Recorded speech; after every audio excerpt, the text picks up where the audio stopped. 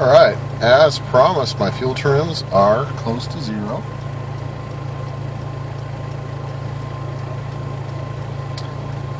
My idles look much improved after getting rid of that idle or that vacuum leak.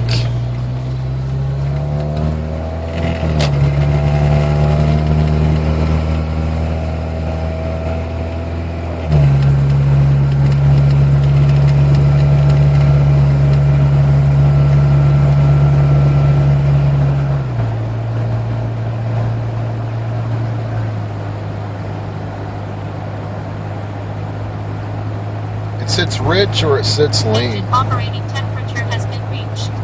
That's all my PCM seems to care about.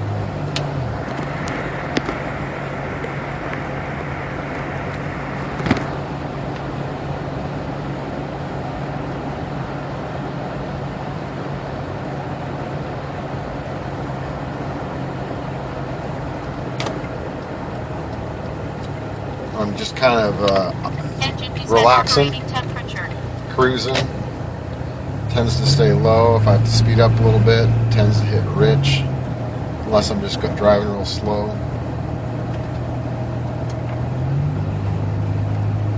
I'm going up a hill right now, so that's not like going slow. Slow is more like just relaxing, coasting.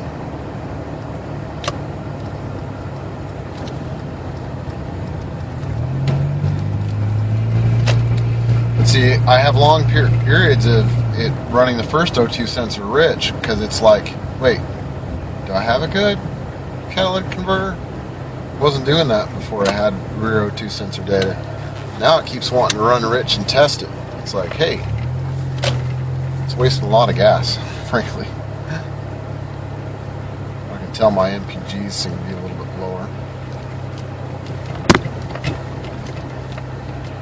Sorry, I don't have any fancy way to hold my camera still while driving.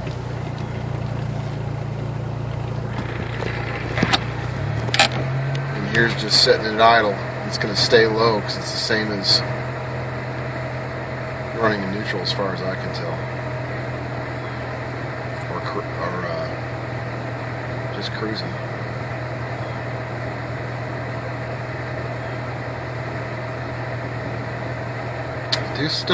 I'm starting to develop, I think, another vacuum leak's opening up. Like I said, my car is crazy. It wants to run rich when it has a vacuum leak. It's like it overcompensates. Yeah, it's getting worse. But hey, that's what it is. And if we take a look here,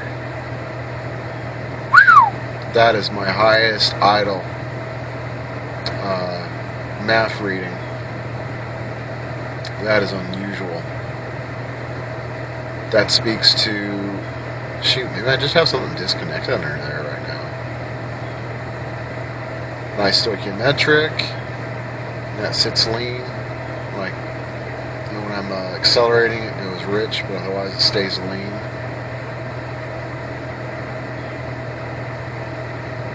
And closed loop.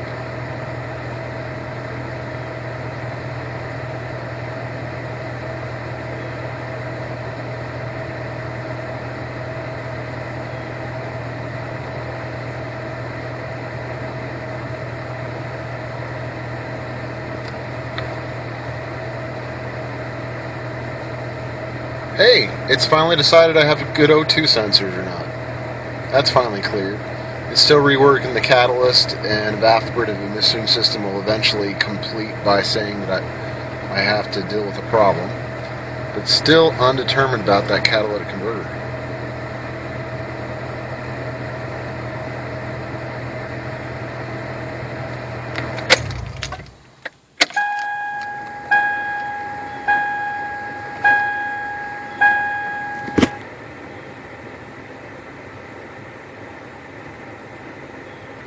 See where we're at with this.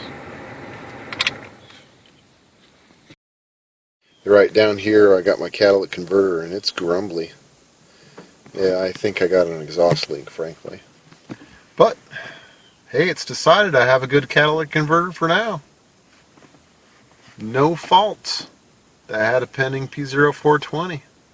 I thought, give it some time. It's got to rework its fuel trims a bit.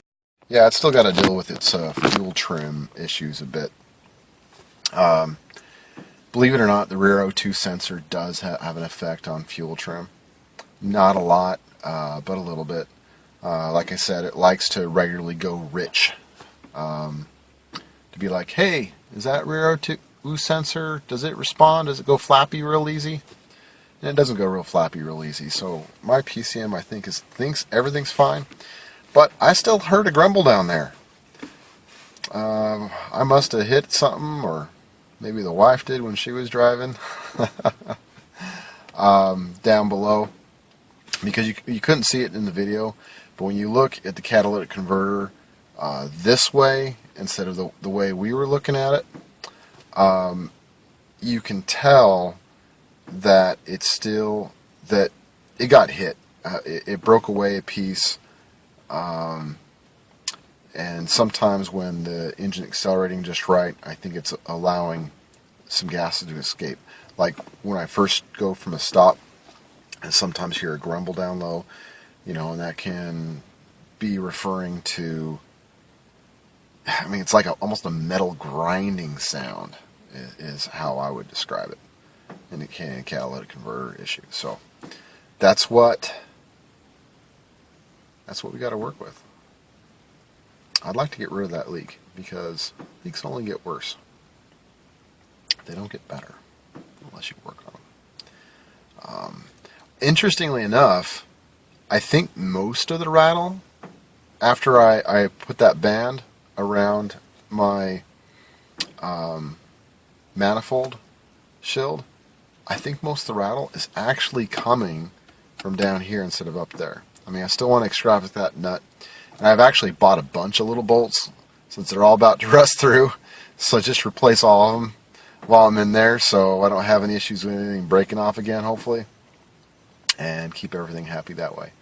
So I'm Auto Bravado. Be sure to like and subscribe if you want more interesting diagnosis and a little bit of wrenching too. And hey, get out there and work on something.